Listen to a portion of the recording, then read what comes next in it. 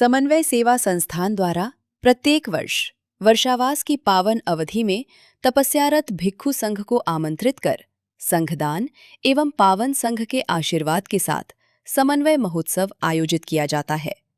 इसी क्रम में समन्वय महोत्सव 2026 का आयोजन रविवार 9 अगस्त 2026 को अंतर्राष्ट्रीय बौद्ध शोध संस्थान गोमती नगर लखनऊ में संपन्न हुआ। इस अवसर पर थाईलैंड से परम पूज्य फ्रा डॉक्टर चरण सुथी के नेतृत्व में 12 सदस्यीय भिक्षु संघ ने पधारकर समन्वय परिवार को आशीर्वाद प्रदान किया।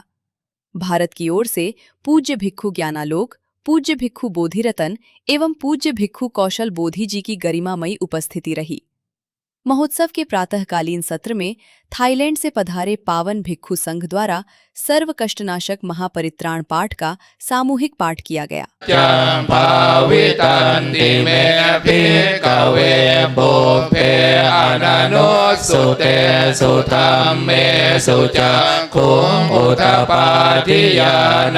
बौद्ध परंपरा में परित्त पाठ को मंगल, संरक्षण और कल्याण की कामना से अत्यंत महत्वपूर्ण माना गया है। त्रिपिटक एवं बौद्ध परंपरा में इसके प्रभाव से जुड़े अनेक प्रसंग भी मिलते हैं।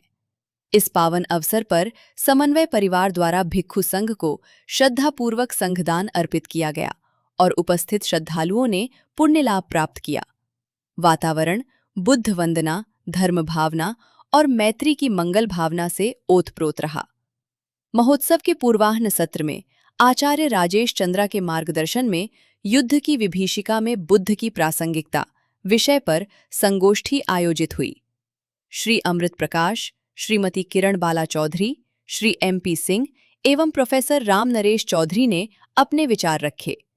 रूस यूक्रेन सहित विश्व के विभिन्न युद्धों और संघर्षों के संदर्भ में बुद्ध के शांति संदेश की प्रासंगिकता पर चर्चा हुई।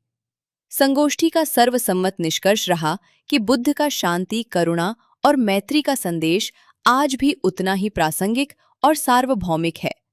समन्वय महोत्सव ने इसी संदेश को जन जन तक पहुंचाने और विश्व में शांति एवं मैत्री की भावना को सुदृढ़ करने का सार्थक प्रयास किया।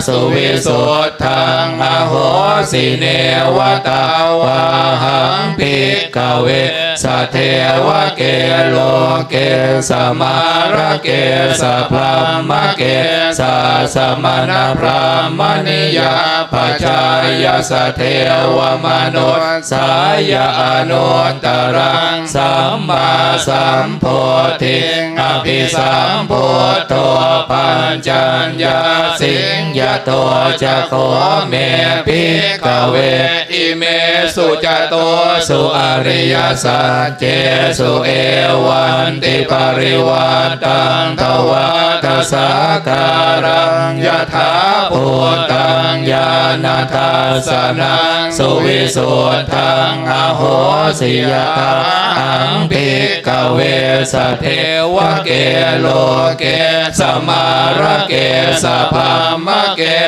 भावेन सथा सोति भवन्तु ते। साधु साधु साधु। ये बहुत ही दिव्य क्षण, डिवाइन मोमेंट्स हमने अभी बिताए। पावन संघ का हमें परित्य संज्ञान सुना और उन्होंने जो आपको आशीर्वाद दिया है, न केवल आपको आशीर्वाद दिया है, आपके दिवंगत जनों को भी आशीर्वाद दिया है कि आपके जो दिवंगत जन पूर्वज हैं वो भी इस परित्य के पाठ से सद्गति को प्राप्त करें, वे भी आपको आशीर्वाद दें, ऐसा उन्होंने आपको आशीर्वाद दिया है। अभी हम जिन लोगों के नाम ले रहे हैं, श्री MP गौतम साहब और श्री मुकेश चंद्रानंद जी, आपके अनुश्रवण में, मॉनिटरिंग में भोजन दान का कार्यक्रम है। हमारा पावन संघ भोजन दान के लिए यहाँ जाएगा। विशेष करके जिन उपासिकाओं का नाम ले रहे हैं वे उपासिकाएं साथ में जाएंगी और उन्हीं सूत्रों का संज्ञान करते हुए उनको विनय के मुताबिक भोजन दान कराएंगी। हमारा मंचीय कार्यक्रम यथावत चलता रहेगा। संगोष्ठी के रूप में भिक्षु संघ के आने के उपरांत फिर बाकी के शेष कार्यक्रम होंगे। आज ऐसा ही महासमय है, हमारी जो संगोष्ठी शुरू होने को है। हमारे साथ ऑनलाइन जुड़ेंगे बहुत ही senior IPS officer Shailendra Pratap Singh साहब। अभी उनके साथ कुछ तकनीकी सामंजस्य चल रहा है। हमारे साथ आज जुड़ेंगी मैडम किरण बाला चौधरी जी, जो पूर्व राज्य सूचना आयुक्त हैं। हमारे बीच में बैठे हुए हैं, विराजमान हैं हमें आशीर्वाद देने के लिए। श्री अमृत प्रकाश सर, पूर्व शिक्षा निदेशक, और हमारे पास सामने अभी मिला हूँ श्री एमपी सिंह साहब, वो विराजमान हैं। कुछ विद्वानों के नाम इसमें लिखे हैं लेकिन वो आ नहीं पाए हैं, तो जो हैं मैं उनसे अपने कार्यक्रम की शुरुआत करूँगा।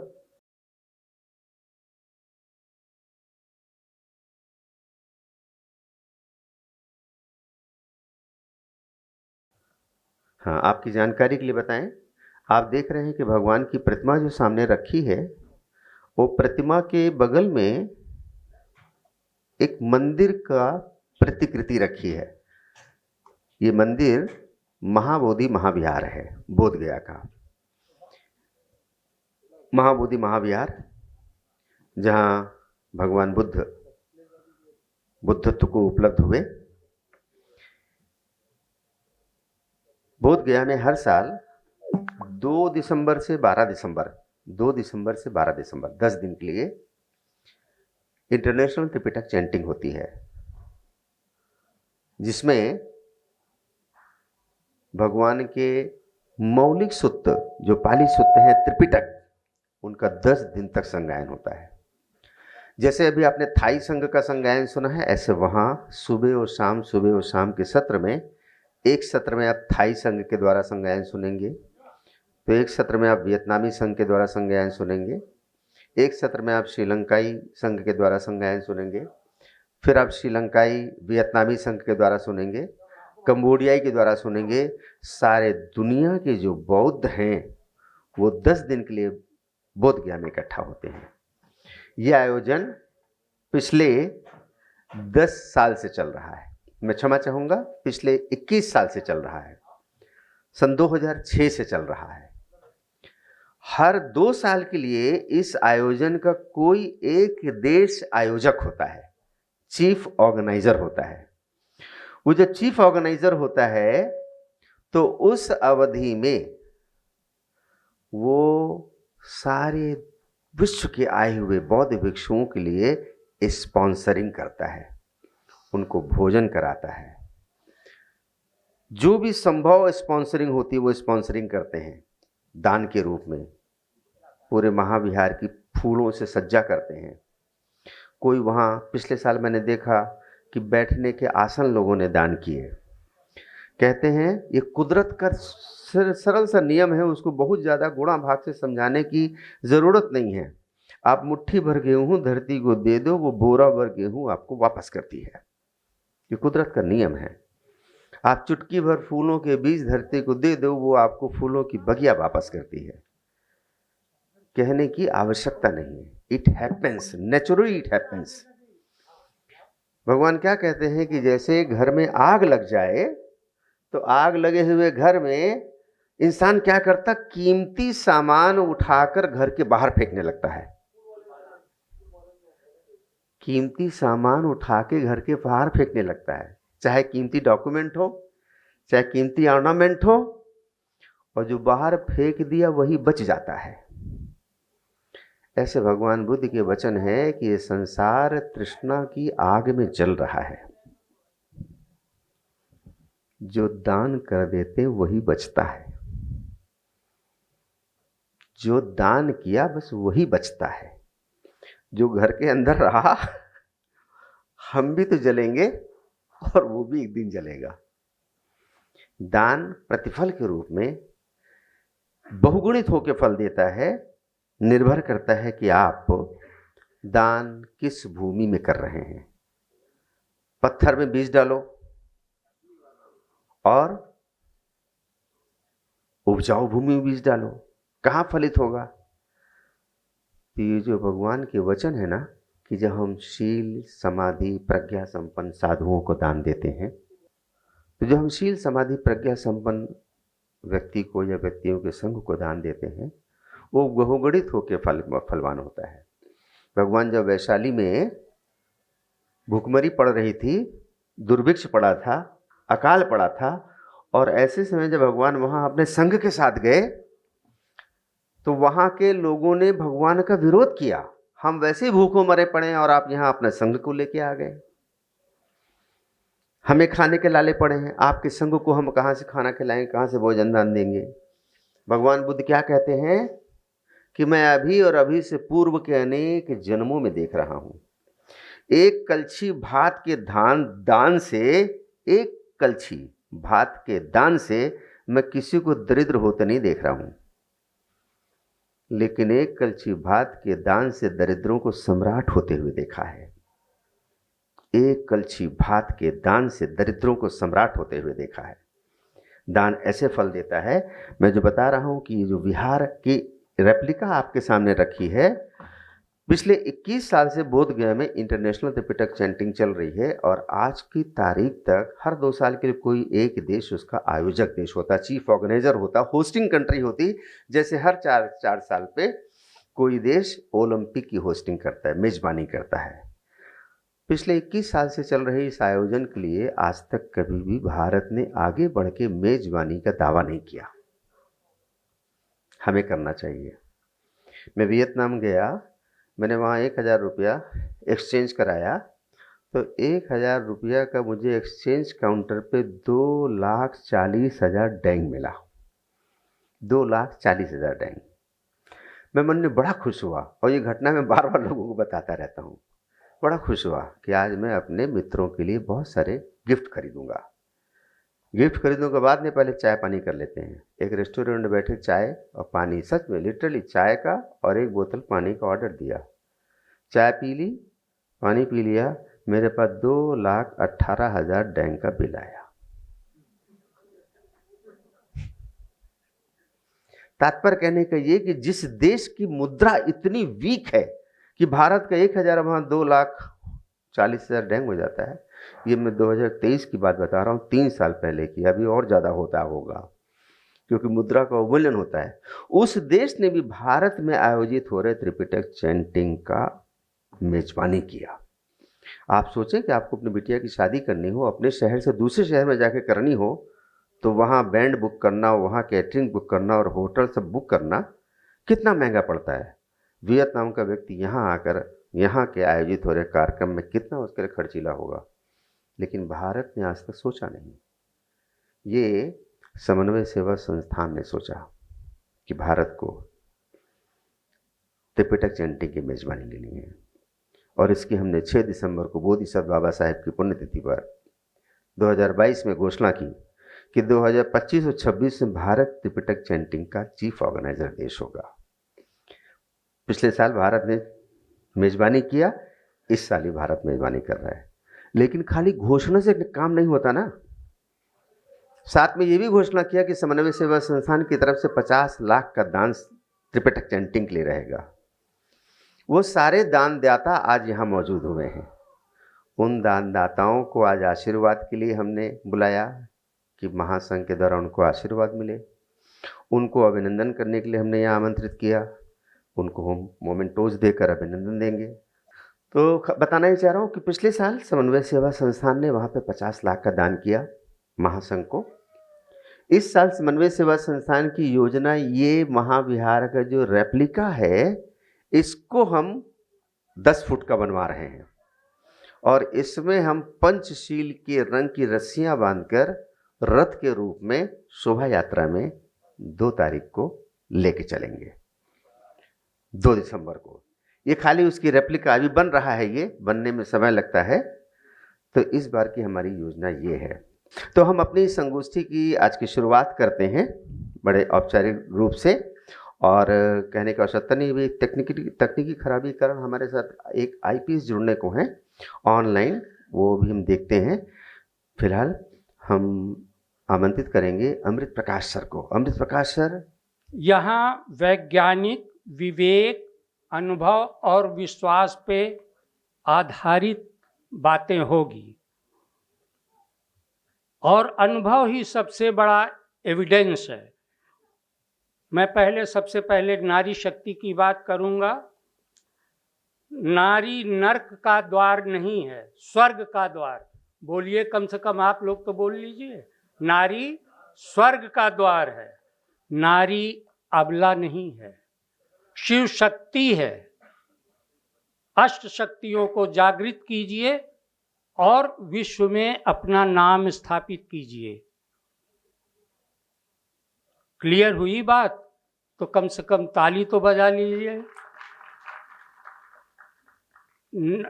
शिव शक्ति के नाम से ही प्रेरित होके ब्रह्मा कुमार की बेटी रानी, क्या नाम मैंने बताया? रानी ने प्रैक्टिस करके अपने सर के बाल से पहले ठेला, कार, ट्रक और फिर ट्रेन का इंजन अपने सर के बालों से खींचा और विश्व को अचंभित कर दिया। गिनीज और वर्ल्ड बुक में तो नाम हुआ, वर्ल्ड मॉडल बन गई। और वो अपने आप को कहा कि ये सब गॉड की कृपा है, और उन्होंने ब्रह्मा कुमारी में आजीवन अपने को समर्पित कर दिया।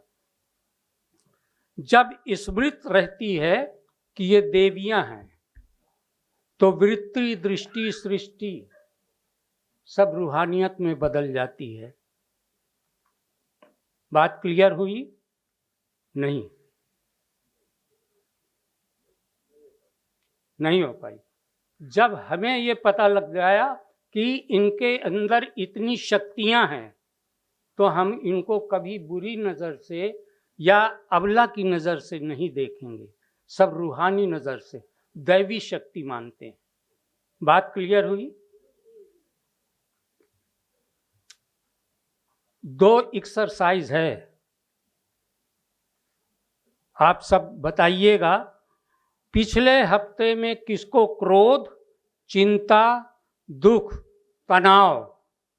तनाव से इस कदर हो गई दोस्ती हमसे कि बिना तनाव के तनाव रहता है। अब पहला क्वेश्चन पता लगा, कोई ऐसा है कि पिछले हफ्ते में क्रोध, तनाव, स्ट्रेस, टेंशन ना रहा हो? हाथ उठाए। झूठ ना बोला हो? कोई नहीं। दूसरा प्रश्न है, जिनसे आपका सबसे अच्छा रिश्ता है, संबंध है,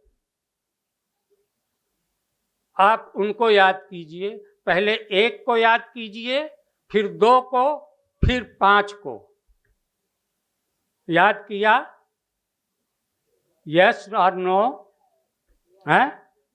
इसमें ज़्यादातर आप अपने माता पिता, भाई बहन, बेटी बेटा, पति पत्नी को और दोस्तों को याद किए होंगे कि इससे अलग भी है?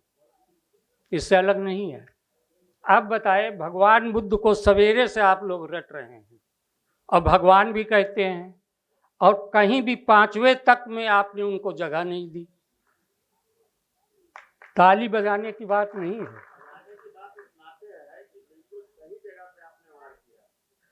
हमने वार नहीं किया, हमने इंगित किया है। समझ रहे हैं? क्लियर है ना बात? 2500 साल पहले से दवा आपको दी गई, डॉक्टर भी बहुत टेस्टेड, सारी करोड़ों लोग इससे लाभान्वित हुए, मगर अभी तक न आपका क्रोध गया, न चिंता गई, न टेंशन गया, न झूठ गया। अभी ये सब भंते गण बैठ के कह रहे थे कि इतनी प्रैक्टिस करो कि सत्य ही निकले, है ना? न तो हमने याद किया और न तो उनकी दवा प्रयोग की। प्रयोग होती तो हम लोग ठीक हो गए होते।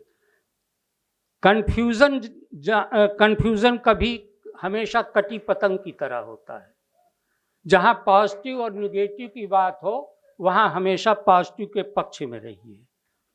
क्लियर हुई बात? ये बुद्ध समझने के लिए बुद्ध बनना पड़ता है। जैसे दूध दही बनने के लिए दही की जरूरत पड़ती है, वैसे बुद्ध बनने के लिए कुछ बुद्ध बनना पड़ेगा। ये बात क्लियर हुई? नहीं क्लियर हुई? चलिए, 8 अरब में 8 अरब की आबादी दुनिया में सब यूनिक है, सब एक दूसरे से कोई नहीं मिलता। मेरी बात यदि आपके समझ में नहीं आती, कोई बात नहीं, आप दुकान पे जाते हैं तो दुकान नहीं खरीद लेते, जरूरत की चीज खरीदते हैं, बाकी बाद में, है कि नहीं? बोलिए। मैंने कहा 2 वे ट्रैफिक होगा, आप हम ही को बुलाएंगे तो हम बैठ जाएंगे, इतनी, हाँ, आप लोग जब बोलते हैं तब एनर्जी मिलती है। इतनी चीज क्लियर हुई। जब सबके प्रति आत्मिक दृष्टि होती है, देह भान नहीं होता, तभी स्वीकार्यता बढ़ती है। अभी बड़ी देर से चंद्रा साहब समझा रहे थे कि शरीर भूल जाओ, तन भूल जाओ, तलवा भूल जाओ, और जब तक ये भूलेंगे नहीं आत्मिक दृष्टि बनी रहे नहीं होगी। इतनी चीज क्लियर हो गई।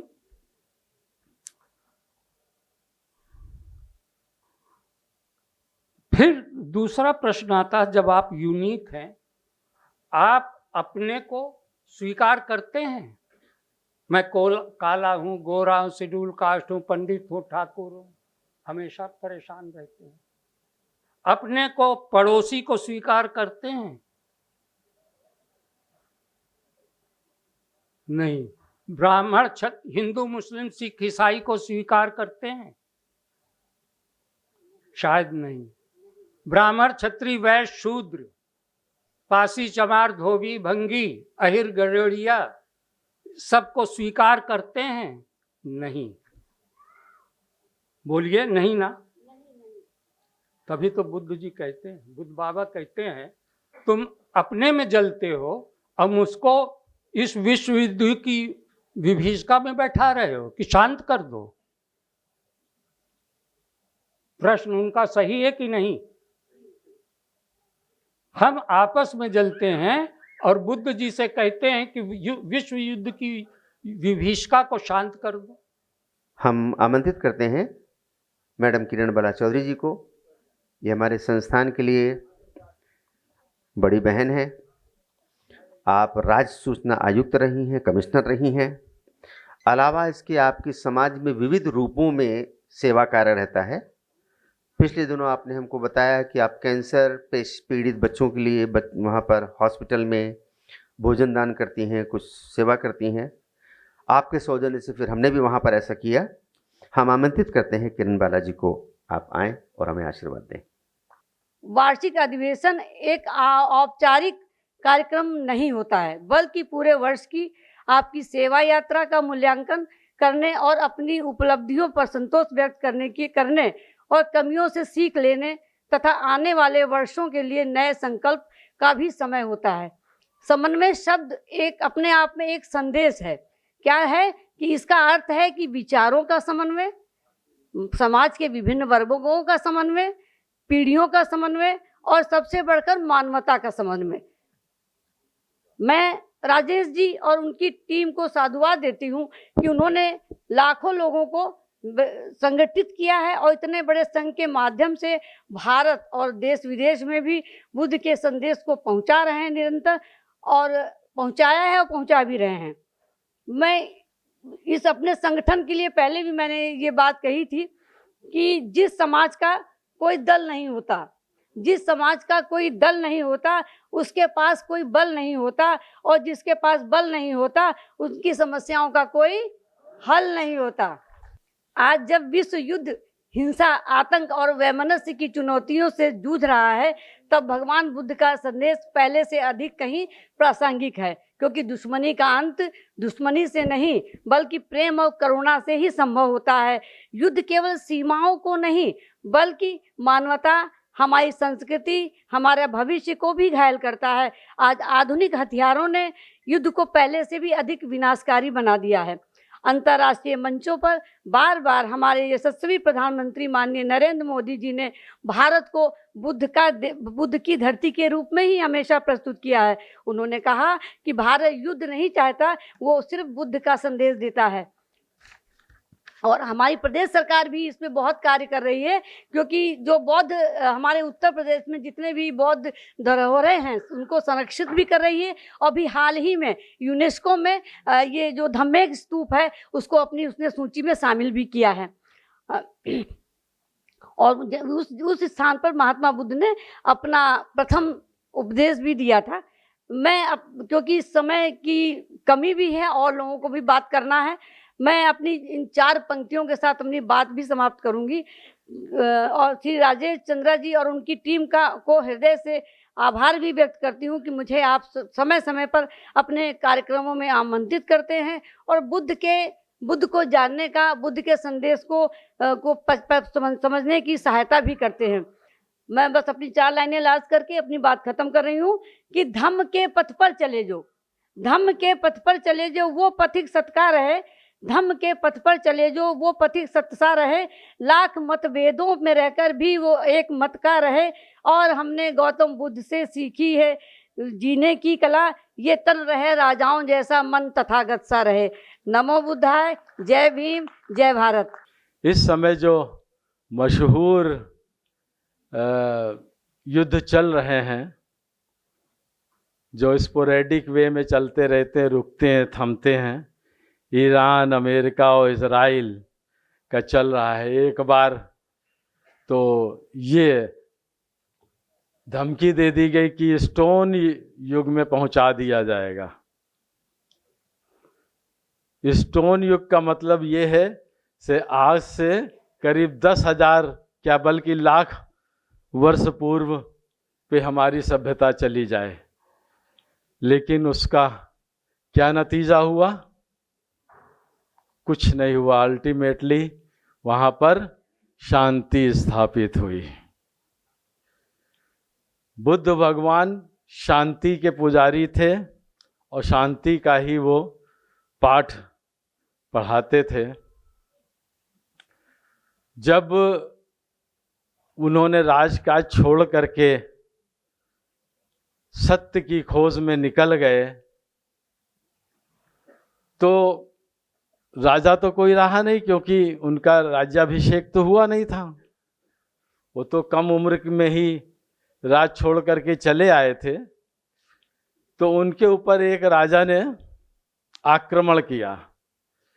तो उनके जो लोग थे वो लोग उनके पास पहुंचे जंगल में कि राजा तो आप हो, किसी दूसरे का राज्याभिषेक नहीं हुआ है, तो हम लोगों के लिए क्या आदेश है? तो उन्होंने कहा युद्ध ना करो, जितनी जमीन वो चाहता है वो जमीन उसको दे दो और शांति से रहो। ये थी युद्ध के संबंध में हमारे गौतम बुद्ध, महान शिक्षक, महान टीचर के उपदेश। मैं बार बार टीचर शब्द इसलिए कह रहा हूँ क्योंकि कुछ हम लोग गलतियां कर रहे हैं जो कि बार बार मेरे मन में आता है कि हम बुद्ध को ही भगवान समझ लेते हैं। और फिर जो हमारे बुद्धिस्ट लोगों के वहाँ कभी कोई कार्यकलाप होता है तो उसमें फिर भगवान बुद्ध ने ये कहा, वो कहा, फिर ये करो, वो करो। तो मेरे ख्याल से मेरा जो विचार है कि वो तो हम महायान की ओर चले गए, क्योंकि एक ऐसा वर्ग है कि जो कि मूर्ति पूजा को हमेशा हमारे ऊपर थोपना चाहता है ताकि किसी न किसी तरीके से हम उससे जुड़े रहें और एक श्रद्धा हमारी बनी रहे मूर्ति उपासना की ओर। हमारे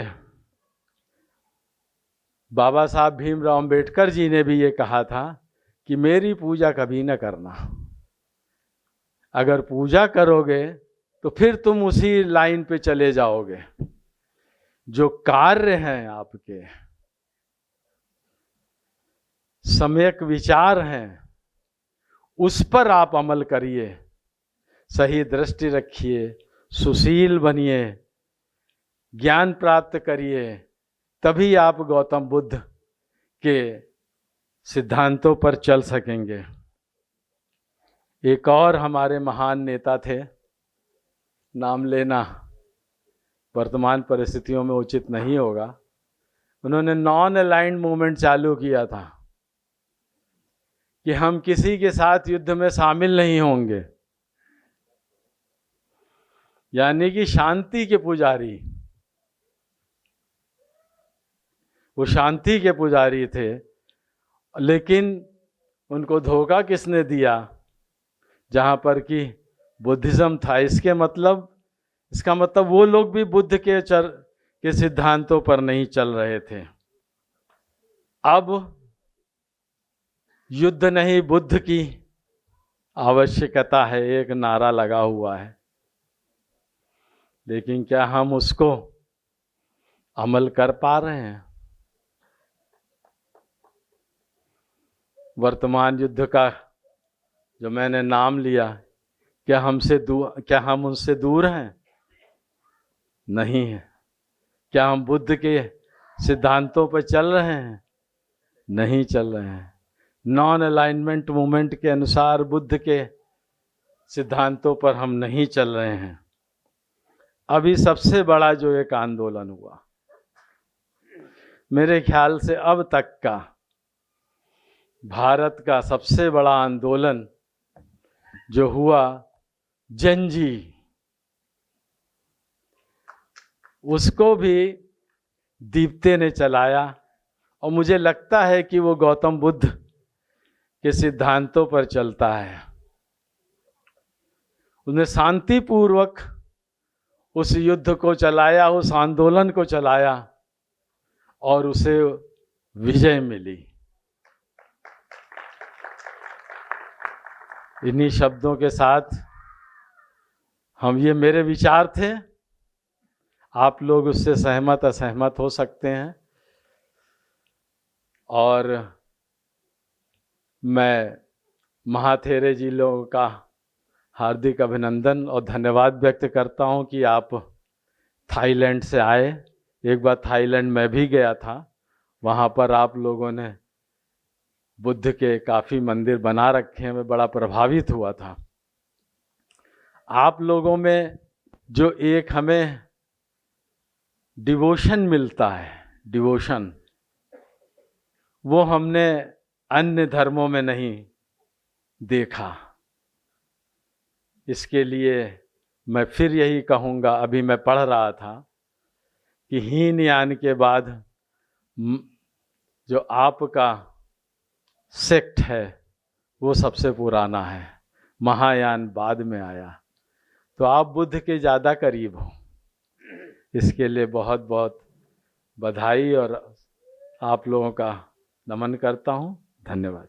निरंतर बढ़ रहे हैं अगले स्टेप की ओर। बनते डॉक्टर जितारपोन बनते चरण सूथी जी को सुनेंगे।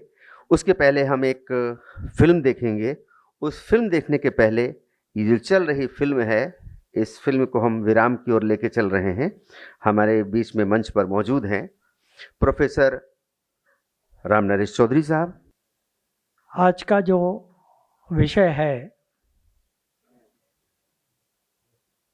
सामान्यतः जिसको संक्षेप में हम कह सकते हैं युद्ध नहीं बुद्ध, यह एक बहुत ही प्रासंगिक विषय है। आज पूरा विश्व और उसमें हम भारतवर्ष भी है, उससे प्रभावित है। और इस विश्व युद्ध से जो हानि होती है, वह सबसे बड़ी हानि जो है मानवता की होती है। मानवता नष्ट होता है, भाईचारा खत्म होता है, प्रेम व्यवहार समाप्त होता है। यह युद्ध की अपनी एक विभीषिका है। इस युद्ध की विभीषिका से बचना आज के समय में विशेषकर एक महत्व रखता है। मैं थोड़ा सा अपने बारे में भी बताना चाहूँगा कि मैं 1970 में जबकि किसी भी विश्वविद्यालय में उत्तर प्रदेश का कोई भी प्रोफेसर नहीं था, उस समय मैं 1970 में जबकि आरक्षण भी नहीं था विश्वविद्यालयों में, और मैं पूरे प्रदेश में इलाहाबाद यूनिवर्सिटी, लखनऊ यूनिवर्सिटी और गोरखपुर यूनिवर्सिटी में एकमात्र LLM किया था, और उस वजह से मुझे गोरखपुर विश्वविद्यालय में प्रोफेसर का जगह मिला। मैं 1995 में पूज्य भंते महाथेरो ज्ञानेश्वर जी के से मैं अपना श्रामणेर दीक्षा लिया, और उस समय की स्थिति ये थी कि हमारे साथ उत्तर प्रदेश के लगभग 15 जो हमारे समाज के गौरव थे, जिसमें जज साहब विद्या प्रसाद के नाम से आप लोग जानते होंगे, दयानाथ निगम जो भीम पत्रिका निकालते थे, मैं स्वयं डॉक्टर जयंती प्रसाद जो हिंदी के प्रोफेसर थे, कई लोगों ने हम लोगों ने जो है वो बौद्ध दीक्षा ली, और मैं 6 महीने तक विश्वविद्यालय से छुट्टी लेकर और इस चिवर ब्रेस में रहा। तो ये मैं अपने को धन्य मानता हूँ कि बाबा साहब डॉक्टर अम्बेडकर जिस गुरु से शिक्षा लिए थे, उनके शिष्य हमको भी शिष्य बनाया। मैं उस अपने परंपरा में मैं अपने को जोड़ता हूँ। मित्रों, मैं डॉक्टर राजेश चंद्रा जी का बहुत ही आभारी हूँ, उनके साथियों का, उनके इस संगठन के कार्यकर्ताओं का। अभी पिछले साल आपने इसी साल दिसंबर में, हाँ दिसंबर में आप अभी बोध गया में अंतर्राष्ट्रीय त्रिपिटक संघ का आयोजन किया था, और विश्व के बौद्ध भिक्षु उसमें सम्मिलित हुए थे। मुझे भी उसमें सम्मिलित होने का सौभाग्य मिला था, और बड़ा ही आनंद की स्थिति थी। मित्रों, आप जानते हैं कि हम सभी स्वतंत्रता के पहले या संविधान लागू होने के पहले किस स्थिति में थे, हमारा समाज कहाँ था, हम कैसे थे। हम थोड़ा सा भी अगर उधर ध्यान देते हैं तो लगता है कि हम तो कहीं थे ही नहीं।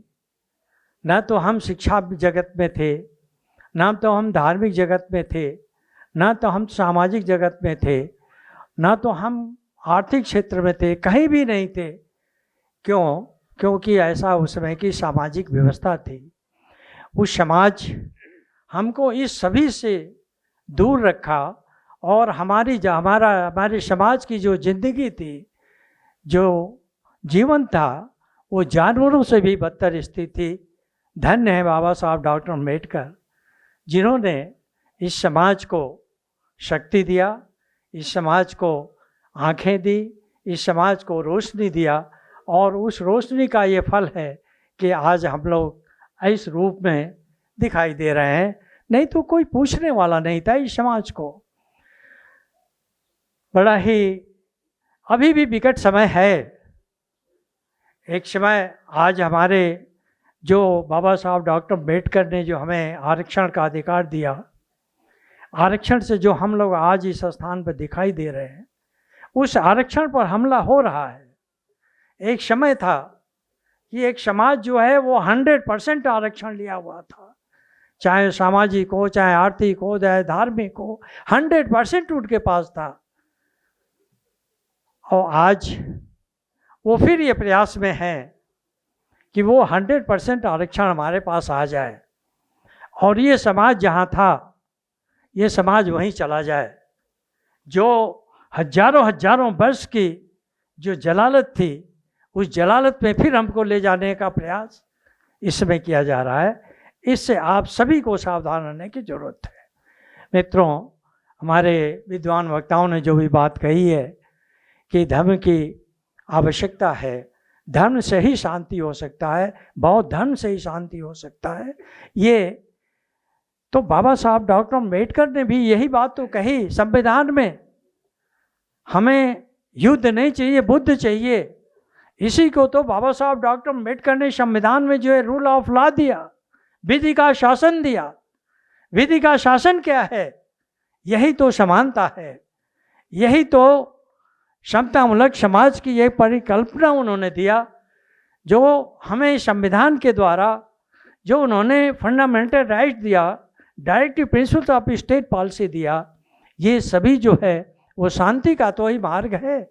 उस शांति को हमें लेना चाहिए, स्थापित करना चाहिए। इस व्रत के साथ हम आप सभी से निवेदन करेंगे इस दिशा में चलें और आज की ये जो विचार गोष्ठी है उसका मैं बहुत ही स्वागत करता हूं और उसके लिए डॉक्टर राजेश चंद्रा जी को बहुत धन्यवाद देता हूं और उनके सभी पदाधिकारियों को भी धन्यवाद देता हूं।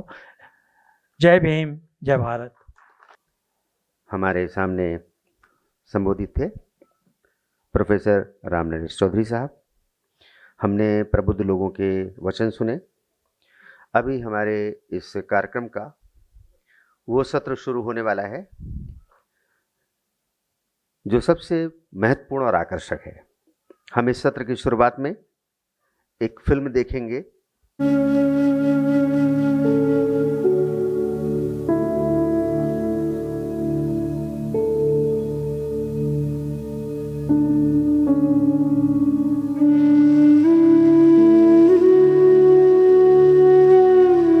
भगवान बुद्ध के महापरिनिर्वाण के बाद बुद्ध वचनों को संरक्षित करने के हेतु से पहली संगीति भगवान के धम्म सेनापति अरहत महाकाश्यप की अध्यक्षता में ईसा पूर्व 583 में सप्तपर्णी गुफा राजगीर में सम्राट अजातशत्रु के संरक्षण में हुई, जिसमें 500 अरहत सम्मिलित हुए। इसमें विनय का संगायन व सत्यापन अरहत उपाली के द्वारा तथा सुत्त का संगायन एवं सत्यापन आनंद के द्वारा किया गया। ये संगीति 7 महीने चली। ये संगीति ही त्रिपिटक का आधार है। पहली संगीति के 100 साल के बाद ईसा पूर्व 483 में काकंड पुत्र यश की पहल पर दूसरी संगीति अरहत सब्बकामी की अध्यक्षता में सम्राट कालाशोक के संरक्षण में वैशाली के बालुकाराम विहार में संपन्न हुई। अरहत सब्बकामी उस समय 120 वर्ष के थे। वे पहली संगीति के भी साक्षी थे। इस संगीति के द्वारा विनय की पुनर्स्थापना हुई। ये संगीति 9 महीने चली। सम्राट अशोक के गुरु अरहत मोगली पुत्र तिस्य की अध्यक्षता में तीसरी संगीति पाटलिपुत्र में ईसा पूर्व 247 में हुई। ये संगीति 11 महीने चली। इस संगीति में अध्यक्ष अरहत मोगली पुत्र तिस्य ने मिथ्या मतों का खंडन करते हुए कथावत्थु नाम का ग्रंथ संकलन किया और इसी संगीति में अभिधम्म पिटक स्वतंत्र अस्तित्व में आया।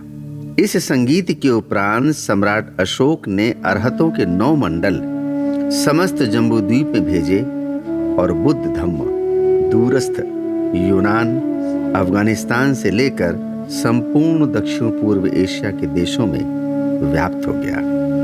सम्राट अशोक ने स्वयं अपने बेटे अरहत, महेंद्र और थेरी संघमित्रा को श्रीलंका भेजा। अंततः चौथी संगीति श्रीलंका में हुई और पहली बार बुद्ध वचनों को लिपिबद्ध किया गया भोजपत्रों पर। यह संगीति श्रीलंका के सम्राट वट्टगामनी के संरक्षण में ईसा पूर्व 29 में हुई। चौथी संगीति में 500 विद्वान थेरों ने प्रतिभाग किया, जिसकी अध्यक्षता महाथेर रक्षित ने की। पांचवी संगीति सन 1871 में ब्रह्मदेश अर्थात बर्मा में सम्राट मिन डो मिन के संरक्षण में आयोजित हुई मांडले शहर में। इस संगीति में 2400 भिक्षुओं ने प्रतिभाग किया, जिसकी अध्यक्षता क्रम से पूज्य महाथेर जगराभिवंश, पूज्य महाथेर नरेंद्रविदच तथा पूज्य महाथेर सुमंगल स्वामी द्वारा की गई। संगीति के विवरणों को सदियों से बाकायदा लिपिबद्ध करके संरक्षित किया गया है, ताकि प्रमाण व प्रेरणा अगली पीढ़ियों को सौंपा जा सके। पांचवी संगीति में सम्राट मिन डो मिन ने सबसे बड़ा पुण्यार्जन यह किया कि उन्होंने समस्त बुद्ध सूत्रों को, संपूर्ण त्रिपिटक को संगमरमर की पट्टिकाओं पर उकेरवा दिया और पूज्य संघ के द्वारा संगायन करते हुए उन पावन शिलाओं का लोकार्पण किया गया। वो स्थान आज भी बर्मा में एक पावन तीर्थ है। शिला पट्टिकाओं पर अंकित हो जाने से बुद्ध वचनों को परिशुद्ध अवस्था में संरक्षित रखने का ये महान कार्य हुआ। आज त्रिपिटक का सर्वाधिक प्रमाणिक संस्करण श्रीलंका एवं बर्मा का ही माना जाता है। एक बात रेखांकित किए जाने लायक है कि संगीति जब भी होती है तो अध्यक्षता किसी मान्य अरहत के द्वारा ही होती है।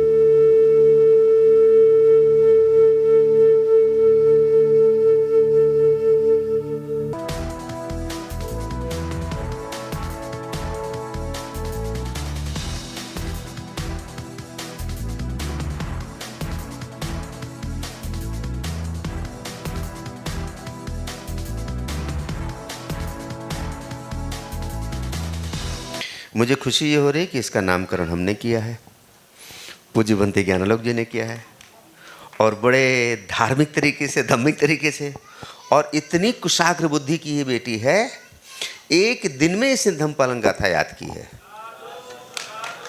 और आपको पता है पिछले 7 साल से दैनिक परित्य पाठ चल रहा है समन्वय सेवा संस्थान पे, और मैं कई लोगों को पूछता हूँ, किसी को एक एक सूत्र नहीं कंठस्थ है, और इसको देखिए धम्मपालन गाथा कंठस्थ है।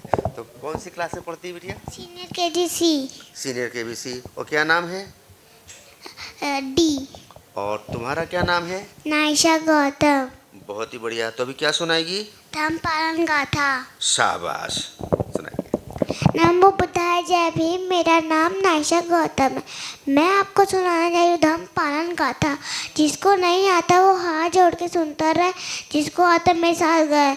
सब पापा सिय कर कुशला उपसंपदा सचित पर्योत्पन्नं एतं बुद्धानुशासनं धम्मं चरे सुचरितं नैतं तुच्चरितं चरे धम्मचारी सुखं सेते अस्मिन् लोके परं विजय न तावता धम्मधर यावता बहुभासति योच आपम्पि सूतवान् धम्मं का नपमज्जति सावे धम्मधरो होते यो धम्मं नपमज्जति नत्थि में शरणं अयं बुद्धो में शरणं वरं एतेन सच भजेन होतु मे जय मंगलं नत्थि में शरणं अयं संघो में शरणं वरं एतेन सच भजेन होतु मे जय मंगलं नत्थि में शरणं अयं धम्मो में शरणं वरं एतेन सच भजेन होतु मे जय मंगलं नमो बुद्धाय नमो धम्माय नमो संघाय साधु साधु साधु। जितने भी हमारी अलग अलग इकाइयाँ हैं, जिन लोगों ने हमें विगत वर्ष दान दिया था, अभी डॉक्टर राव साहब भी आ गए, डॉक्टर राव साहब ने दान दिया था, और बहुत सबके दान से ये 50 लाख का दान पूरा हुआ है। पिछले वर्ष इसी समन्वय महोत्सव में एक दिन में यहीं खड़े खड़े 20 लाख रुपए इकट्ठा हुआ था जी, एक दिन में। और डॉक्टर राव साहब ने इसको बड़ा अनुमोदन किया कि मैं देख रहा हूँ पहले ऐसी संस्था जो मिले हुए दान का नाम सहित यहाँ पर घोषणा कर रही है और बता रही कि इसका कितना आया है, और वो सब ने अपना अपना योगदान, और फिर क्रमिक रूप से होते होते वो हम जादुई अंक 50 को कैसे छू पाए, ये सब की श्रद्धा से संभव हो पाया है।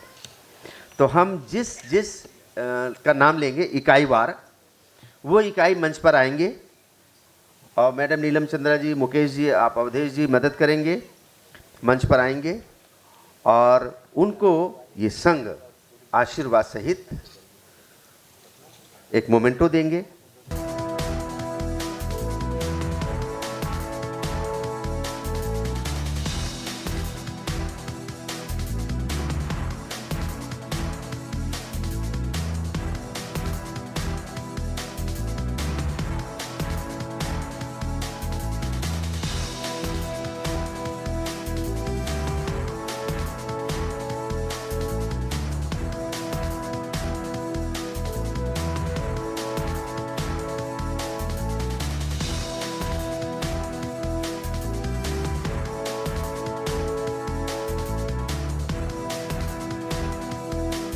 तो विमान वत्थु ग्रंथ में हम देखते हैं महामोदगलैन बड़े रिद्धि संपन्न थे, रिद्धि सिद्धि संपन्न थे, और वो कहते हैं लोक लोकांतर की यात्रा करते थे।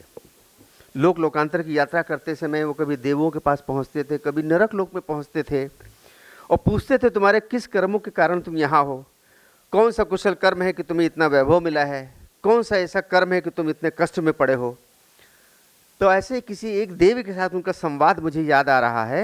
एक देव के साथ संवाद कर रहे हैं कि आपको इतना वैभवशाली, इतना प्रकाशित लोक कैसे मिल पाया, इतने अनुचर परिचर आपके आसपास हैं, ये वैभव आपको किस पुण्य से मिला, आपने कौन सा कुशल कर्म किया है।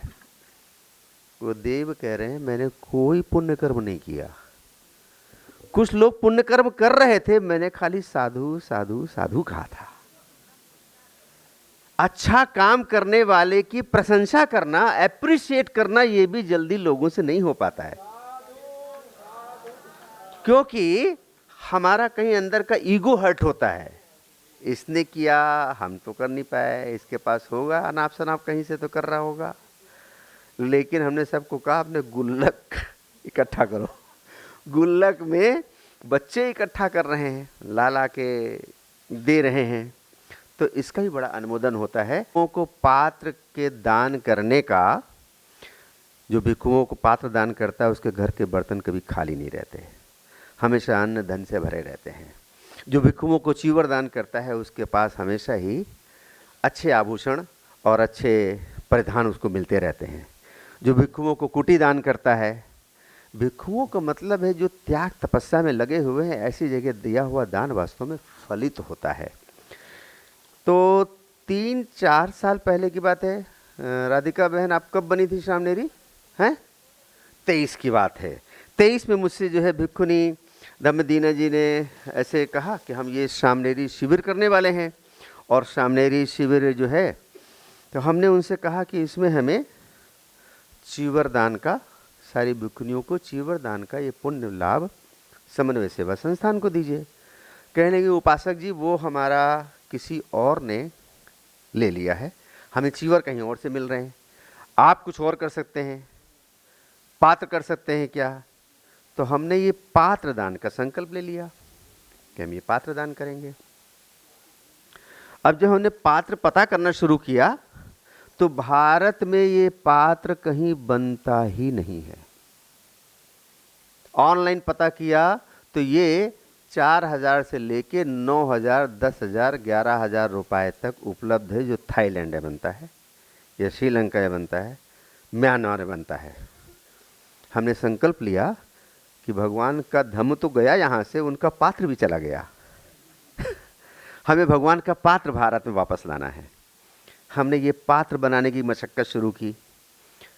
तो मुरादाबाद गए, मुरादाबाद ने पता किया तो मुरादाबाद में हमको अनिल कुमार राही जी मिले, बड़ा सहयोग किया। तो कोई हमको एक पात्र, वो करीब 35 भिक्षुनियाँ थी बनना थी, 35 पात्र बना के देने को नहीं, कम से कम 2000 बनवाइए। और खाली पात्र बनेगा नहीं, पहले उसकी डाई बनवाइए। तो एक डाई बनवाई तो 95,000 रुपये की बनी। दम्मेदीना जी ने कहा कि ये तो पात्र वो साइज में नहीं आया है, तो दूसरी डाई बनी। अब दूसरी डाई का कीमत समझ सकते हैं, खाली डाई बनने का। अब उसके बाद कम से कम 1000 पात्र बने। आप अंदाज़ा लगा सकते हैं कि हमने हाँ हाँ करके कितनी बड़ा बयाना ले लिया। लेकिन मेरा मन बड़ा मुदित हुआ कि ये पात्र 2023 से बनना शुरू हुए भारत में, और अभी सभी जगह जा रहे हैं। तो हमारे मन का संकल्प है, अपने समन्वय परिवार के साथ साझा कर रहा हूं कि मेरे मन में संकल्प है कि त्रिपिटक चैंटिंग में बोधगया में पिछले साल 7000 भिक्षु थे। हम चाहते हैं कि भारत का बना पात्र वहाँ के सारे भिक्षुओं को हम दान कर सकें।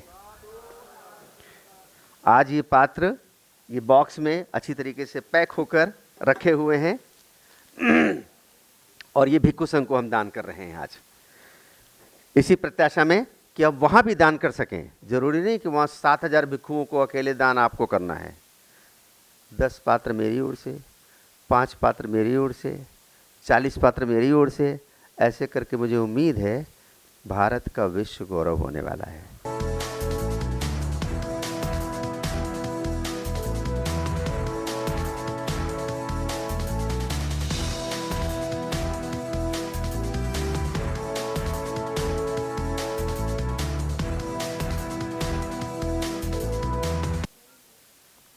वो वाराणसी का एक नगर सेठ था, उसकी असामयिक मृत्यु हो गई। तो उस समय की परंपरा के मुताबिक वहाँ के राजा ने उसके अल्पायु, जो कि अभी नाबालिग था, अल्पायु पुत्र को उसका नगर सेठ घोषित कर दिया। नगर सेठ घोषित किया तो अब अपने नए नगर सेठ को उसके खजांची ने खजाना दिखाना शुरू किया। देखो ये जो बड़ा सा बक्सा भरा हुआ है जिसमें बहुत सारे सोना चांदी है, ये तुम्हारे पिताजी की कमाई है। ये जो हीरे मोती जवाहरात है तुम्हारे दादाजी की कमाई है। और ये जो और खजाना है ये तुम्हारे परदादा की कमाई है। तो वो बड़े हैरानी से, मासूमियत से नाबालिग पूछ रहा है कि इतना छोड़कर दादा मर क्यों गए, लेके क्यों नहीं गए। अब नाबालिग था, मासूम था।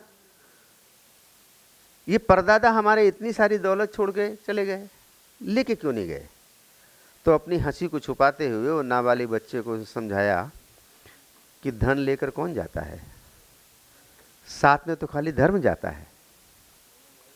उसने कहा मैं दुनिया को दिखाऊंगा कि धन का उपयोग कैसे किया जाता है। अपने खजांची को बुलाया, आदेश दिया और आदेश देकर क्रिस्टल का, स्फटिक का अपना स्नानागार बनवाया। 1,00,000 स्वर्ण मुद्राओं का, स्फटिक का। जैसे आजकल हम लोग बड़े महंगे महंगे बाथरूम टाइल्स और सब फिटिंग लगा के बनवाते हैं, ऐसे उसने क्रिस्टल का बनवाया। जिस पर बैठ के नहाना है वो पीढ़ा, वो भी क्रिस्टल का, 1,00,000 मुद्राओं का। 1,00,000 मुद्राओं के उसने बर्तन मंगवाए। ये सब नियत कर दिया, बजट आवंटित कर दिया, बजट। फिर 1,00,000 मुद्राएं सुबह के नाश्ते के लिए, शाम के भोजन के लिए और दोपहर के लिए इतनी आवंटित कर दी। इतना ही नहीं, धन का उपयोग कैसे करते हैं हमारे परदादा तो कर नहीं पाए, दादा भी कर नहीं पाए, पिता भी कर नहीं पाए। मैं बताऊंगा उपयोग कैसे करते हैं। तो हर महीने की पूर्णिमा के दिन नगर में ढिंढोरा पिटवा दिया,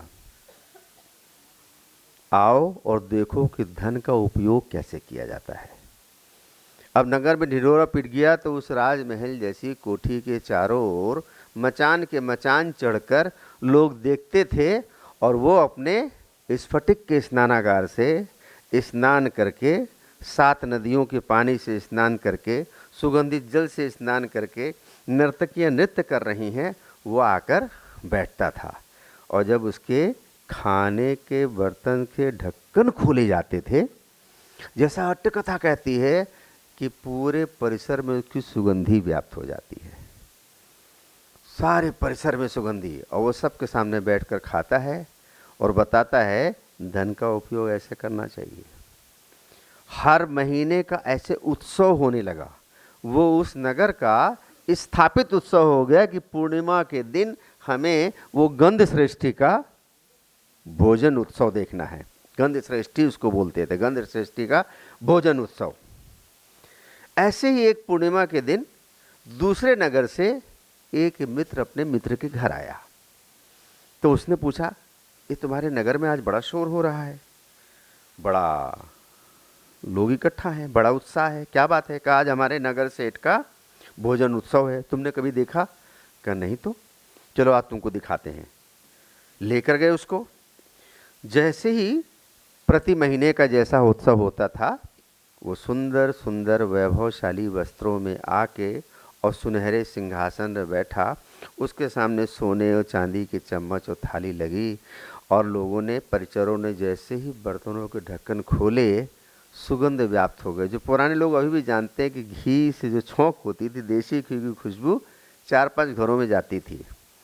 अभी ऐसा घी नहीं आता है।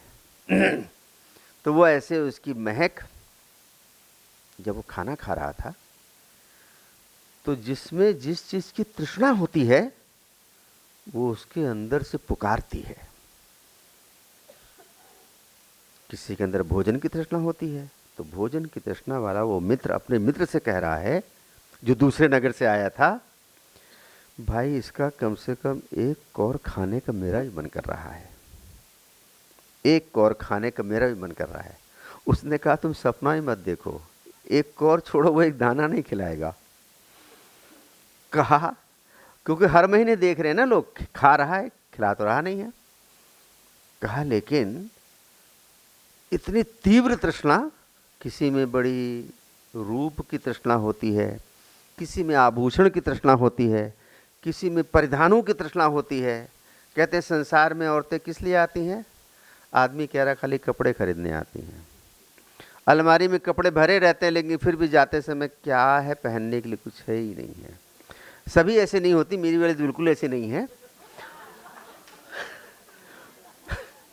भाई हमें लौट के घर जाना है तो नहीं, किसी को नहीं, यहाँ वाला कोई भी ऐसा नहीं है। ये यहाँ इस परिसर में बैठा हुआ ऐसा कोई भी नहीं है। ये सब संसार की बातें कर रहे हैं हम, ये सब संसारी लोग नहीं है। तो वो उसके अंदर इतनी तीव्र तृष्णा कि मुझे अगर खाने को नहीं मिला तो मैं मर जाऊंगा, इतनी तीव्र तृष्णा। वो अपने मित्र से कहता है कि मुझे इसमें एक कौर तो खाना है। अब मित्र का आग्रह कि मैं मर जाऊंगा। सब लोग खाना खा चुके, जब खाना उनका हो चुका, जब सब भीड़ छट गई, तो वो अपने मित्र के साथ नगर सेठ के सामने जाके हाथ जोड़ के खड़ा हो गया। नगर सेठ अपने हाथ धो रहा है, मुँह झुकाए हुए है, नज़र उठा के भी देख नहीं रहा है। बात क्या है? कह रही हमारा मित्र है, अमुक नगर से आया है, तो मैं क्या करूं? ये आपके भोजन में से भोजन का भाग चाहता है। तो कमाल की बात हो गई।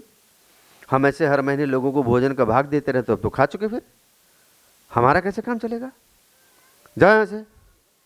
उसने कहा मेरे मित्र को प्राणदान दीजिए, वरना ये मर जाएगा। ऐसे मैं नहीं करने वाला।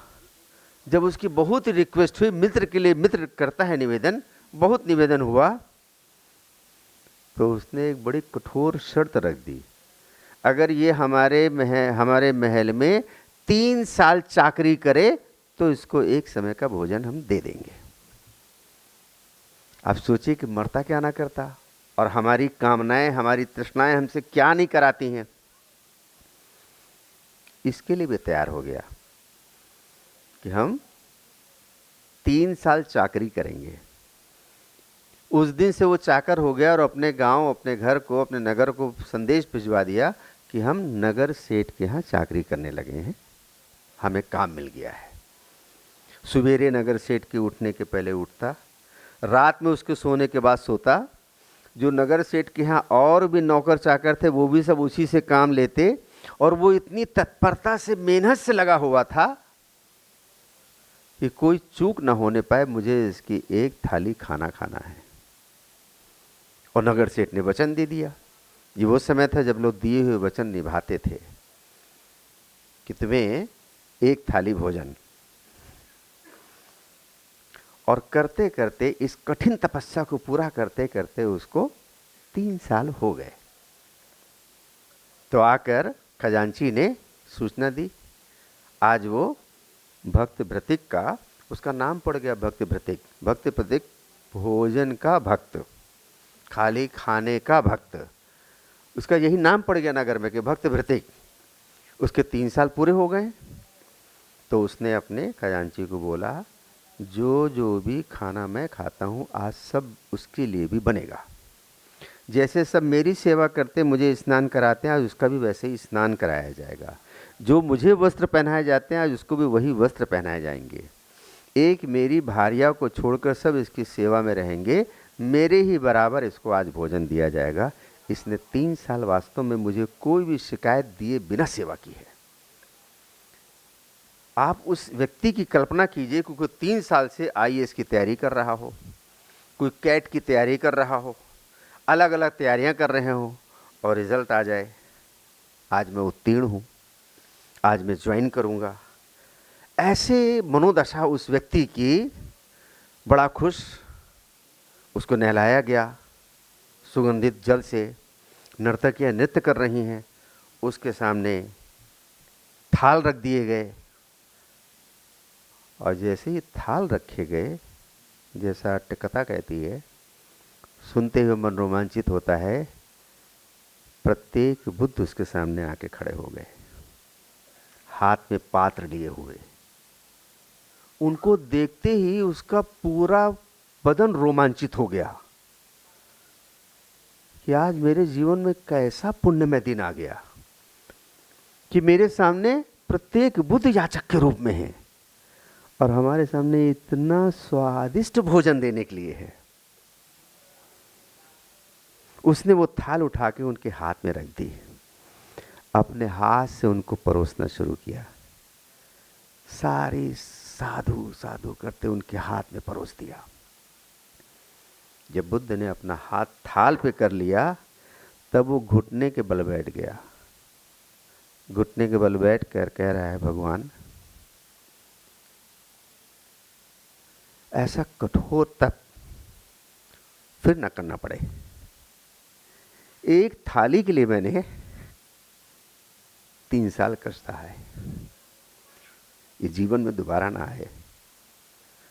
और जैसा अट्टकथा कहती है कि वह आशीर्वाद देते हैं, चितंग पचितंग तो यम के पमेव समिंचतु सभ्य पुरेन्तु संकप्पा चंदोपन रसो यथा, कि तुम्हारे सभी प्रार्थित कामनाएं पूरी हों, तुम्हारे सारे मन के संकल्प पूरे हों, जो कुछ भी तुम चाहो। तो वो कह रहा है, भगवान खाली इस लोक को नहीं, मुझे वो ज्ञान भी मिले जिस ज्ञान से आप प्रत्येक बुद्ध हैं। एवं होतु, ऐसा भी होगा, ऐसा आशीर्वाद भी दिया। ये भगवान बुद्ध सुख सामनेर के प्रसंग में अट्टकथा सुना रहे थे। सुख सामनेर 7 वर्ष की आयु में अर्हत हो गए।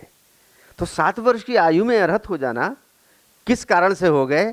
क्योंकि विगत समय में इन्होंने ऐसा दान किया था। दान से ध्यान होता है।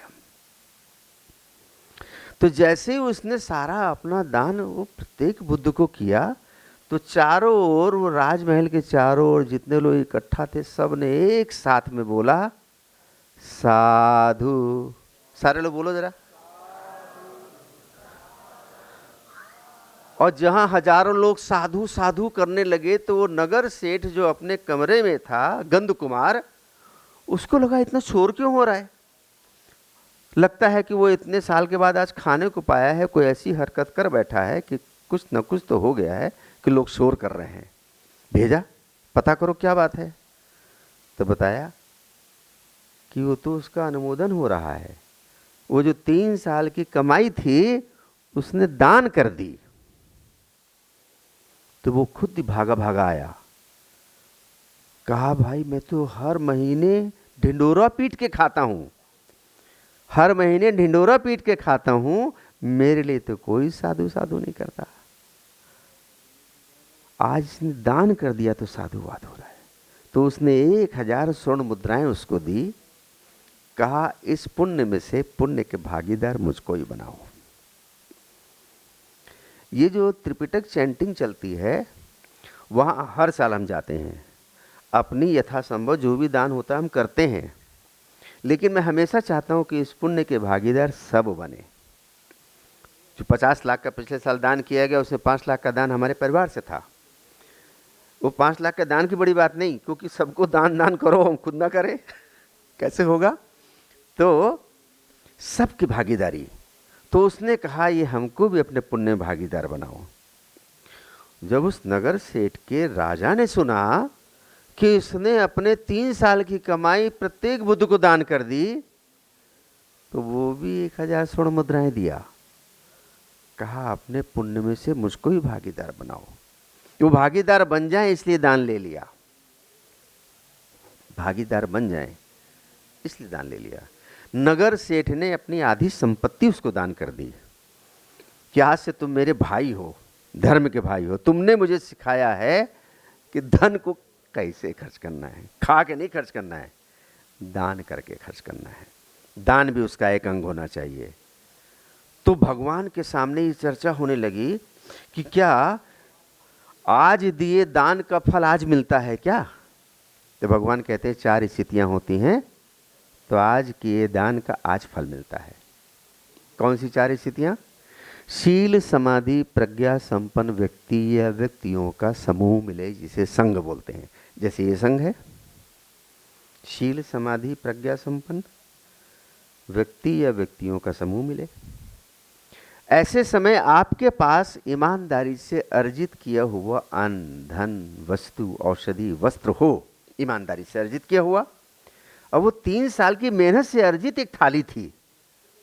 आप समझ सकते हैं उस कमाई की कितनी कीमत थी। 3 साल दिन रात मेहनत करके।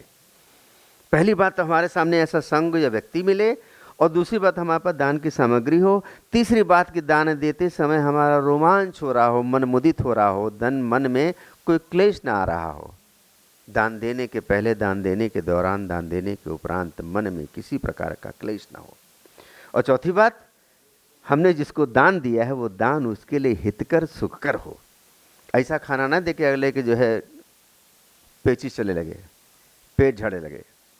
आप सोचो कि माता सुजाता ने, हम यादव बंधुओं से कहते हैं कि पहली तो ग्वालन थी जिसने भगवान बुद्ध को, सिद्धार्थ गौतम को खीर का दान किया, जिनके 49 कौर खा के वो बुद्धत्व को पा गए। कितना महान फल। तो हमारा दिया दान जिसको दिया है उसके लिए हितकारी सुखकारी हो। ये 4 स्थितियां एक साथ उपस्थित होती हैं तो दिए हुए दान का फल उसी दिन मिलता है। हमसे पूछ रहे थे कि सर ये जो आपकी आयोजन हो रहा है इसमें क्या आदेश है और कौन स्पॉन्सर कर रहा है? हमने कहा हम सर अपनी तरफ से पार्टी दे रहे हैं।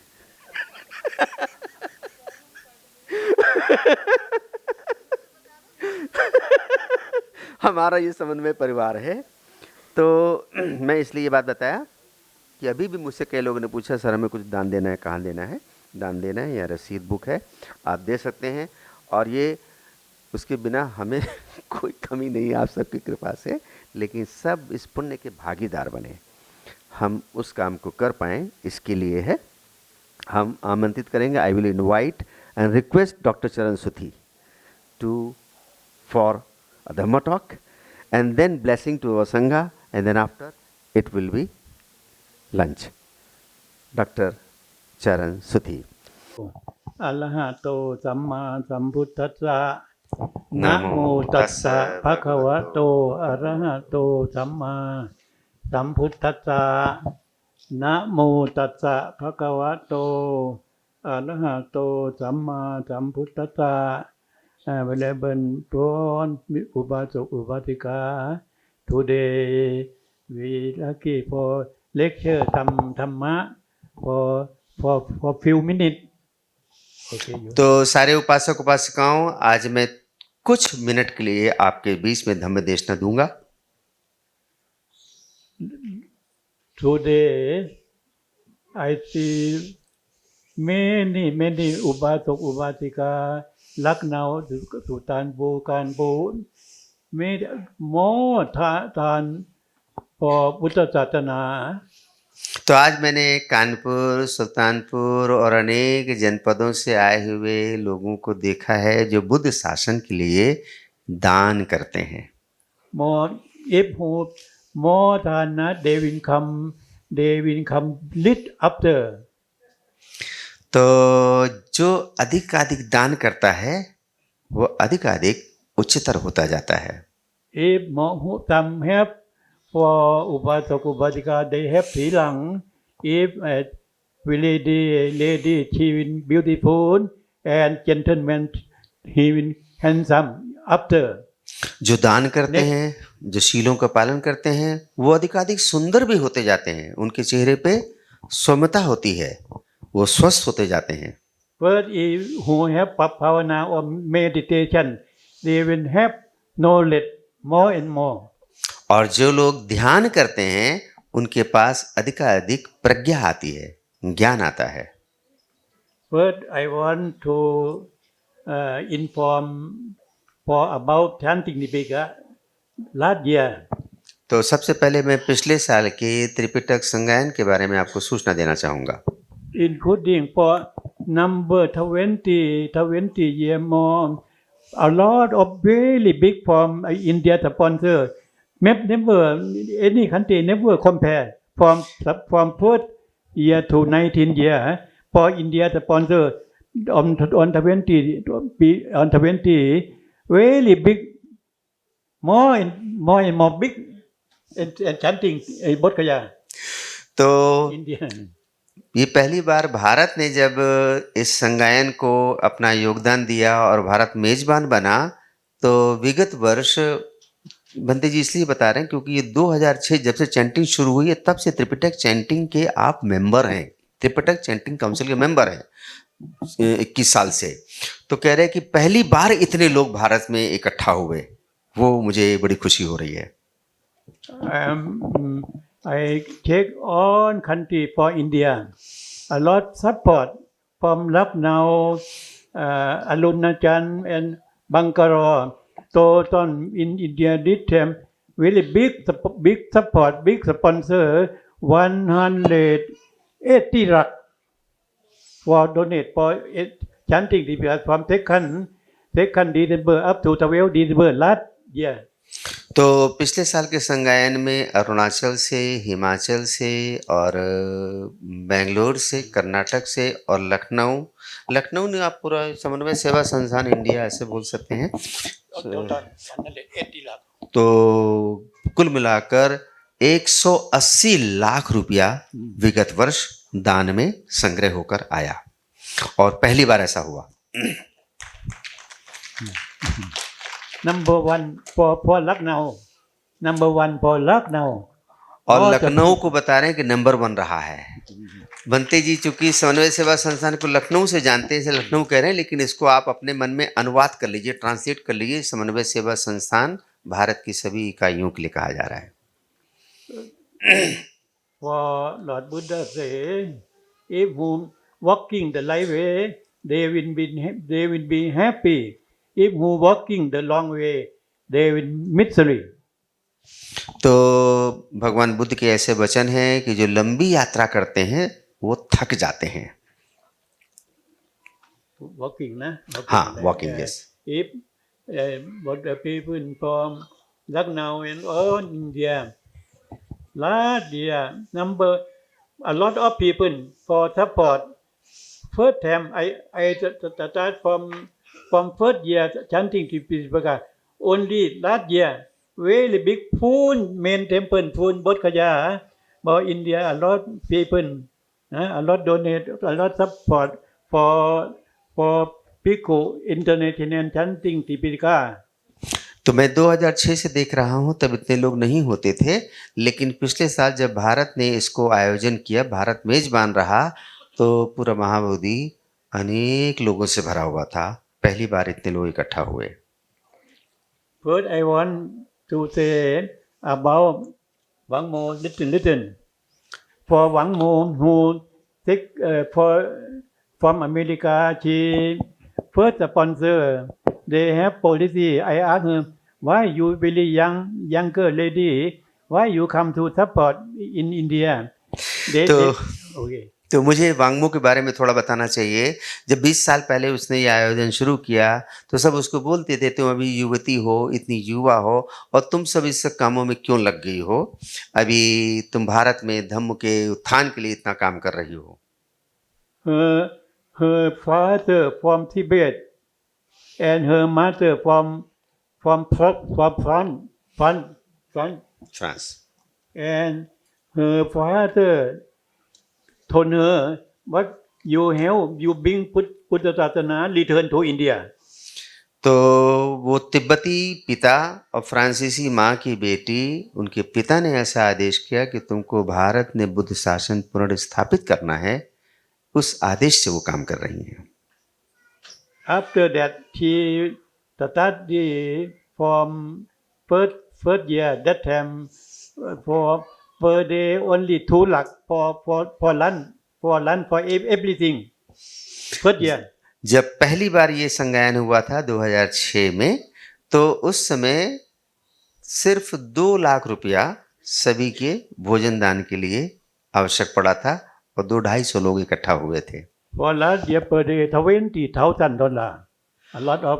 और पिछले साल 20,000 लोग इकट्ठा हुए, कहाँ 250 लोग, कहाँ 20,000 लोग, और इस बार ये संख्या 25,000 होने वाली है। और इस संकल्प में अपने आवाज़ इंडिया टीवी भी शामिल है, उनको जो है प्रमोशन की जिम्मेदारी धम्म सेवा मिली हुई है और पिछले साल उन्होंने किया, अब 25 करके जा रहे हैं वो। Now for Dr. Kenta, he will experience for lecture.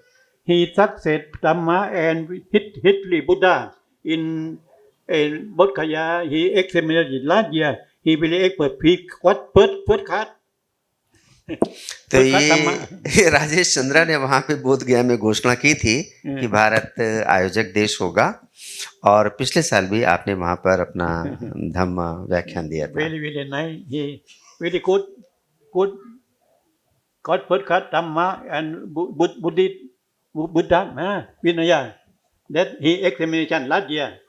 He got first class for Dhamma. He will experience for lecture now. I see him. Really experience about Dhamma and Buddha, about Buddha Satana. Some maybe very good. Very good for Lucknow people. He lecture everything. You see him. वो उन्होंने राजेश चंद्रा के लिए कुछ कहा है कि बहुत उपयोगी हैं त्रिरत्नों के लिए। Now I will to let only I want conclusion about this one about Dr. Emeka. He very popular, very popular from how many years ago? I know about 60 years. 69 years. Huh? 69 years. Yes. If I went there, after I conclusion, I betting, I say only the power of Buddha, the power of Dhamma, the power of Sangha, not enough. That people they want. I betting the power of Dr. Emeka betting also for number 4. तो मैंने एक व्याख्यान में नागपुर में बात कही कि भारत में धम्म की स्थापना के लिए सिर्फ बुद्ध की शक्ति, धम्म की शक्ति, संघ की शक्ति इतना ही पर्याप्त नहीं है, डॉक्टर अंबेडकर की शक्ति भी जरूरी है। उसके बिना भारत धम्म में नहीं हो सकता है। The people of now can I do like that or not? तो ऐसा लोग ऐसा मानते हैं कि आप लोग भी ऐसा मानते हैं क्या? Okay, na? Yes. I betting I can do same na po na. The betting of America, betting of Olang Lai. Same no? Yes. Same. Okay. Yes. तो पूछ रहे हैं कि डॉक्टर अम्बेडकर ने जो वहाँ पे अपना ब्लेसिंग दिया था, अपना व्याख्यान दिया था, उसके बारे में यहाँ बात कर सकता हूँ ना, क्योंकि भारत में घूमते घूमते इन्हें थोड़ा अलर्ट रहना पड़ता है, कहाँ डॉक्टर अम्बेडकर की बात करनी है और कहाँ नहीं करनी है। The Mumbai people and Nagpur people they like not enough for Buddha Dhamma Sangha. They want other America. कह रहे वहाँ पे मुंबई में, नागपुर में लोग पसंद करते हैं, तो In Lucknow also they like it. Yes. Okay. Even in UP, particularly in Samanvay Seva Sansthan. On I want betting together on our among 11 person. Okay. Stand here, no? Okay. Stand here. So let them come all. Let them come on, no? On how to stand? Come to stand. Okay. We want betting on among stand here, no? तो बंटी जी कह रहे हैं कि अपने सारे संघ को मंच पर आमंत्रित करके इसके बाद एमपी गौतम साहब आप तैयार रहिएगा, आपको धन्यवाद ज्ञापन करना है। एमपी पूरे संघ को बंटी जी इज इनवाइटिंग द होल संघ on the stage for blessing the संघ। यथा वलिवाहा पुरा परिपुलेन्ति साकलं एवमेव इतोทินัง पेतनं उपकापति इति तां पतितां तुमां खिपमेव तमिच्छतुสัพเพ पुरेन्तुสังกปาจันโทปนรโสยะถามณิโชติละโสยะถา สัพพิติโยวิวันจันตุสัมปโลกวินาศตุมาเทมภวันวันดารายโยสุขิติกายุโกภวภิวัฒนาสิริสนิจังอุทธาปัจจายโนจันโลธรรมวัฏันติอายุวันโนสุขังปาลังจยันโตโพธิยาโมเลสกยานังวันตันโนเอวังตวังวิจโยโหหิจยันสุจยมังกเลอปาราจิตาปัลลังเกสีเสปัทวิโภคาเรอภิเสเกสัมปพุทธานังคาปโตปโมตติสุนคาตังสุมังกลังสุปปาตังสุโหติตังสุขโนสุโมโหโตจะสุขินภามจาริสุปทานกินังกายกรรมังวาจากรรมังปัฏฐากินังปัฏฐากินังมโนกรรมังวันนิเตเตปัฏฐากินังปัฏฐากินติกาตวานลพันตันเตปัฏฐากิเน Okay. I hope the power of Buddha, the power of Dhamma, the power of Sangha, and the power of Dr. America blessing have all of you happy for long life. पूज्य भिक्षु संघ का आभार व्यक्त करना चाहता हूँ, धन्यवाद देना चाहता हूँ जो है कि आप यहाँ पधारे और हम सबको ब्लेसिंग दिए, हम सभी लोग से लाभान्वित हुए। यहाँ पर उपस्थित हमारे एमपी सिंह साहब जो है, जो भारतीय वन सेवा के वरिष्ठ अधिकारी हैं और उत्तर प्रदेश के सबसे वन विभाग के उच्च पद पर सम्मानित रहे हैं। मैं उनका धन्यवाद करता हूं कि मेरे निवेदन पर वो आए। यहाँ पर उपस्थित प्रोफेसर राम नरेश चौधरी साहब जो कि बहुत प्रतिष्ठित और सम्मानित व्यक्ति हैं और हमेशा समाज के लिए काम करते रहते हैं, मैं उनको बहुत धन्यवाद देना चाहता हूं। और सबसे दूर से प्रतापगढ़ इकाई से यहाँ पर बहुत सारे लोग इकट्ठा हुए हैं, उनके जो है कन्नौजिया जी हैं और जितने भी उनके पदाधिकारी यहाँ आए हुए, मैं सबको धन्यवाद देना चाहता हूँ। इसके साथ में इलाहाबाद इकाई प्रयाग और जो इकाई है यहाँ पर आई हुई, बरेली इकाई आई हुई है, सुल्तानपुर, अमेठी, जितने लोग आए हुए मैं सबका धन्यवाद देना चाहता हूँ।